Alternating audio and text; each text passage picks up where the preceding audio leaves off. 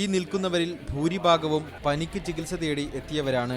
ബുധനാഴ്ച മാത്രം ലഭിക്കുന്ന പ്രമേഹം, രക്തസമ്മർദ്ദം എന്നിവയ്ക്കുള്ള ചികിത്സ തേടി എത്തിയവരുമുണ്ട്.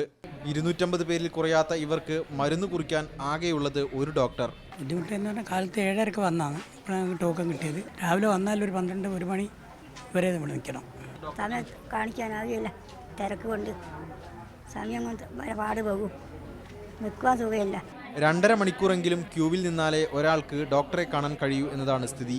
500 മുതൽ 600 രോഗികളെ വരെ ഈ ഡോക്ടർ ഒരു ദിവസം പരിശോധിക്കേണ്ടി വരുന്നുണ്ട്.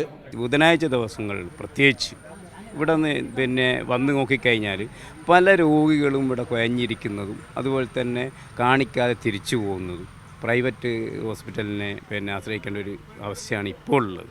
ചങ്ങരോത്ത് പ്രാഥമിക ആരോഗ്യ കേന്ദ്രത്തിലെ മാത്രം പ്രശ്നമല്ലിത്. കേരളത്തിലെ ഗ്രാമീണ മേഖലയിൽ കടുത്ത ഡോക്ടർ ക്ഷാമം നേരിടുന്നുണ്ട്. കോഴിക്കോട് ചങ്ങരോത്തു നിന്നും ക്യാമറമാൻ സഞ്ജു പറ്റമലിനൊപ്പം MK ഷുക്കൂർ, മീഡിയ 1.